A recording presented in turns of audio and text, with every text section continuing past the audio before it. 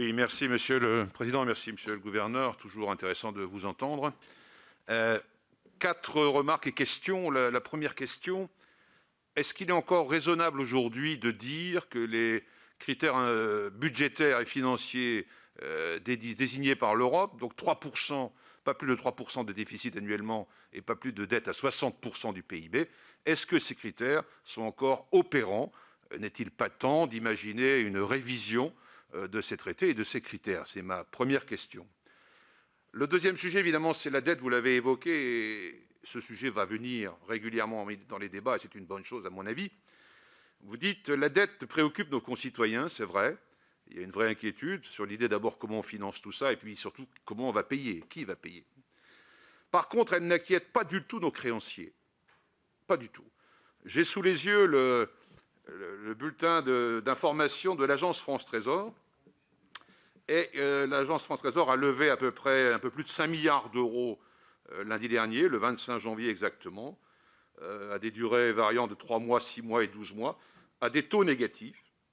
Premier taux, moins 0,624%, idem pour les 6 mois, et moins 0,621 pour les bons à 12 mois. Donc j'ai du mal à m'expliquer cette différence, ce paradoxe entre l'inquiétude des concitoyens et la quiétude des créanciers, qui est vraiment évidente. Et j'ai ici sous les yeux des propos qui ont été tenus par M. Requin, qui est le responsable de l'agence France Trésor. C'était un reportage à France Inter il y a quelques jours, et il explique à la journaliste ceci. La demande par rapport à l'offre est assez importante. La France a un très très bon crédit auprès des investisseurs. La dette française fait office de valeur refuge, un coffre-fort qu'elle fait payer. Les gens placent leurs économies pour être sûrs de récupérer leur somme, et un coffre-fort, ça se loue. Les investisseurs nous confient leur liquidité. Ils paient le prix de la location de cette sécurité. C'est le taux d'intérêt négatif que vous voyez. Le coffre-fort, c'est la signature de l'État. Et une dernière citation, si vous permettez, qui témoigne de la grande confiance des créanciers. Et signe de la confiance actuelle, c'est M. Requin qui parle, la France a levé hier, c'était le 19 janvier, 7 milliards d'euros sur 50 ans et un taux historiquement bas. Et pouvoir emprunter sur une telle durée, 50 ans, c'est rarissime, c'est seulement la 4e fois que cela arrive. Alors, dans ce contexte-là, est-ce qu'on prêterait de l'argent à un mourant? Alors, s'agissant de la dette détenue par la BCE, en fait, la BCE, de fait, a outrepassé ses propres règles. Alors, on emploie une jolie langue, le français est une langue merveilleuse de ce point de vue. Elle n'a pas enfreint la loi, elle a pris des mesures non conventionnelles.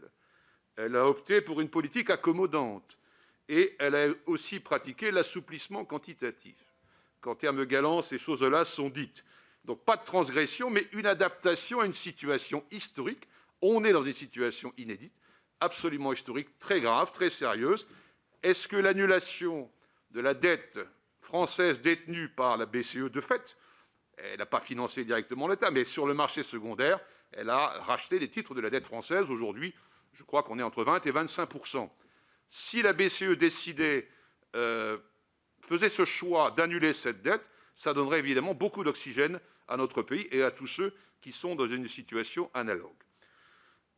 Troisième point, on commence à entendre parler de risque de bulles financières. Toutes ces liquidités qui sont injectées dans les marchés financiers, la BCE, toutes les banques centrales américaines, la Banque d'Angleterre, a fait gonfler de manière spectaculaire les marchés financiers. Je me souviens de ce titre dans Le Monde du 31 décembre 2020, la folle année des marchés financiers. Pensez-vous qu'il y ait effectivement un risque de krach, de bulle financière, compte tenu de cette situation complètement paradoxale d'une sphère financière qui se porte bien et d'une économie réelle dont malheureusement, on constate tous les jours la situation très inquiétante, très alarmante. Dernier point, Monsieur le Gouverneur, on n'évoque pas la mobilisation possible de l'épargne des Français. Vous l'aviez évoqué quand on s'était entendu l'an dernier, c'était déjà vrai, c'est encore plus vrai. Je crois qu'on parle d'un afflux de 100 milliards d'euros à peu près d'épargne supplémentaire. Est-ce qu'on ne pourrait pas imaginer de solliciter cette épargne qui permettrait de nous extraire un peu de la tutelle des marchés financiers privés qui nous financent? Je vous remercie. Merci.